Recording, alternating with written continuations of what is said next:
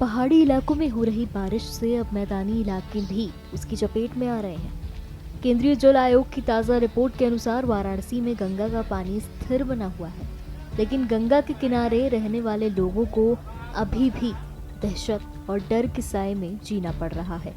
ऐसा इसलिए क्योंकि पहाड़ों पर हुई बारिश का पानी अब मैदानी इलाकों में आने लगा है, जिससे नदियों का जलस्तर लगातार बढ़ रहा है और तटवर्तीय इलाकों पर खतरा बन रहा है।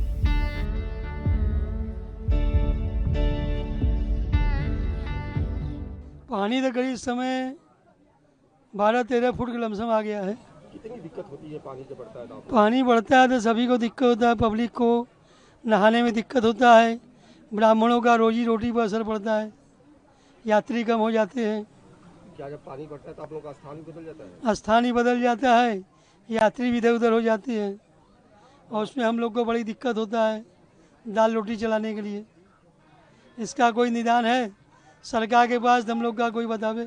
यहाँ पे जो है गंगा जी का जलस्तर बढ़ रहा है और जितने भी यहाँ दर्शनार्थी हैं या स्नान करने वाले हैं, सभी के लिए ये जानना ज़रूरी है कि सुरक्षित जानकारी के अनुसार ही जो है घाटों पर स्नान करें, अन्यथा यहाँ दुर्घटना कभी भी घट सकती है। कितने घाट हैं यहाँ घाटों पे विशेष अगर महत्व अगर देखें तो दशाश्वमेध प्लस शीतला घाट और उसके बाद राजेंद्र घाट, ये 3 घाटों पर स्नान जो है दर्शनार्थियों और यात्रियों के लिए महत्व रखता है। तो इसमें मैं यही कहूँगा कि जितने भी दर्शनार्थी आते हैं यहाँ पर स्नान करने वाले, सब बहुत सतर्कता के साथ जो है स्नान यहाँ पर करें और उसके बाद जो है सुरक्षित अपना यात्रा मंगलमय करें। बाढ़ से निपटने के लिए वाराणसी में एनडीआरएफ की टीम पूरी तरह से मुस्तैद है। लोगों की सुरक्षा के लिए आपदा से निपटने के सभी इंतजाम कर लिए गए हैं। एनडीआरएफ के डीआईजी मनोज कुमार शर्मा ने बताया कि किसी भी परिस्थिति से निपटने का पूरा इंतजाम हमारे पास रहता है। मानसून इस बार काफ़ी समय से आ गया है और उत्तर प्रदेश के जो उत्तरी ज़िले हैं, नेपाल से सटे हुए ज़िले, उनमें और पूर्वांचल के सभी ज़िलों में लगभग हर ज़िले में बारिश हुई है और नेपाल से जुड़ी हुई जो नदियां हैं उनका जलस्तर काफ़ी बढ़ा और कई ज़िलों में पूर्वांचल के बाढ़ जैसी स्थिति उत्पन्न हुई। इसका संज्ञान समय रहते लिया गया और समय से पूर्व भी वहाँ पर एनडीआरएफ, एसडीआरएफ और पीएसी की टीमों को तैनात किया गया और किसी भी बड़ी आपदा से होने से पहले ही सभी लोगों को वहाँ पर उचित जगह पर विस्थापित जो हुए थे उनको शिफ्ट किया गया और बड़े पैमाने पर राज्य सरकार अपनी तरफ से आपदा राहत का कार्यक्रम चला रही है। अभी तक जो राहत आयुक्त कार्यालय से सूचना प्राप्त हुई है, अभी तक के बाढ़ वाले जो प्रभावित ज़िले हैं उनमें कोई भी जनहानि नहीं हुई है।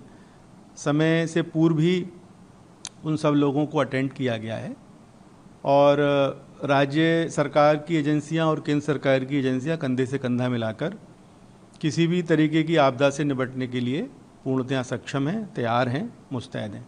हमारी जो यूनिट है उसकी मुख्य जिम्मेवारी उत्तर प्रदेश के 42 ज़िले हैं, जिससे पूर्वांचल और मध्य उत्तर प्रदेश के ज़िले आते हैं और मध्य प्रदेश के जो 50 ज़िले हैं उनमें से 50 ज़िलों की जिम्मेवारी हमारे पास है। बाढ़ से पूर्व ही मौसम जब हमारा इस तरीके का बाढ़ और ये सारी स्थिति उत्पन्न होती है तो मानसून आने से पूर्व ही तैयारियों की समीक्षा की जाती है।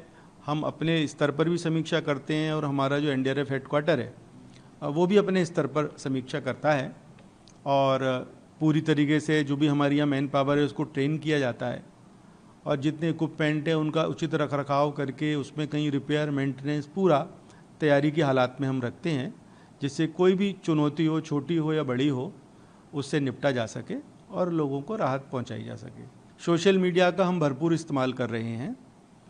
हमारे अपने ट्विटर हैंडल हैं, इंस्टा के हैंडल हैं, फेसबुक है, यूट्यूब है, सोशल मीडिया के सभी प्लेटफॉर्म का हम प्रयोग कर रहे हैं। हम जो एजेंसीज़ की इन्फॉर्मेशन है उसको भी पहुंचाने के लिए काम कर रहे हैं, या कहीं कोई आपदा है उससे पूर्व कैसे निपटा जाए, आम लोगों के द्वारा कैसे निपटा जाए, क्या किया जाए क्या ना किया जाए, वो सब हम उसके माध्यम से कर रहे हैं। इसके अलावा जो समय समय पर हम जागरूकता कार्यक्रम चलाते हैं जिसको कम्युनिटी अवेयरनेस प्रोग्राम कहते हैं, स्कूल सेफ्टी प्रोग्राम चलाते हैं, और जो राज्य सरकार केंद्र सरकार की एजेंसियां हैं उनके लोगों को भी हम ट्रेनिंग देते हैं, वो हम कैपेसिटी बिल्डिंग प्रोग्राम के तहत कार्यक्रम करते हैं। तो कुछ भारत सरकार के द्वारा कुछ ऐसी ऐप बनाई गई हैं जो आपके माध्यम से मैं आपको बताना चाहूँगा। जैसे दामनी ऐप है, तो जो जितनी भी बिजली की घटनाएं हो रही हैं जहाँ बिजली गिरती है, लाइटनिंग, तो उसमें हम 7 मिनट पूर्व चेतावनी आ जाती है उस ऐप पर। 7 मिनट, 14 मिनट और 21, ये 3 चरणों में वहाँ से हमको सूचना प्राप्त होती है कि इस ज़िले में अगर मान लो वाराणसी में है तो वहाँ रेड अलर्ट होगा और आपके पास नोटिस आना लगेगा और वो बीप करेगा आपके मोबाइल पे। आप चेक करेंगे तो 7 मिनट पर्याप्त हैं आपका जो किसी भी जनहानि या पशु हानि से बचने के लिए आप अपने जगह पर, सुरक्षित जगह पर पहुंच सकते हैं। इसी तरीके से सचेत ऐप है। सचेत ऐप में कहीं आगे आने वाले समय में जो पूर्वानुमान है, आजकल 1 दिन, 5 दिन, 7 दिन इस तरीके का मौसम विभाग पूर्व चेतावनी दे रहा है, तो कहाँ पर कितनी बारिश होगी, अगर कहीं पानी ज़्यादा पड़ गया है तो कहाँ बाढ़ की स्थिति उत्पन्न हो रही है, कौन सा मार्ग अवरुद्ध है, कहाँ पर भूकंप आया है, ये सारी की सारी जो विभिन्न प्रकार की आपदाएं हैं उनकी जानकारी सचेत ऐप में है। तो हम इसका भी प्रचार प्रसार हम अपने विद्यार्थियों में जो कल के नागरिक हैं उनके समक्ष भी कर रहे हैं, और जो राज्य सरकार केंद्र सरकार की एजेंसियां हैं उनके जो कर्मचारी हैं उनके बीच भी कर रहे हैं। और आपके माध्यम से हम जनमानस को भी इस विषय में बताना चाह रहे हैं, क्योंकि हमारा मानना है कि जो कम्युनिटी होती है, जो समाज होता है, वो ही फर्स्ट रेस्पॉन्डर है। जो हमारी तरीके की जो बचाव दल हैं, अगर वो नज़दीक होंगे तो जल्दी से पहुंच जाएंगे, अगर दूर रहेंगे तो थोड़ा समय लगेगा आपदा स्थल तक पहुंचने पर। तो जैसे भी कोई आपदा होगी तो पहले जो सबसे रेस्पॉन्ड करने वाले व्यक्ति होंगे वो या तो उस परिवार के होंगे या उस सोसाइटी के होंगे।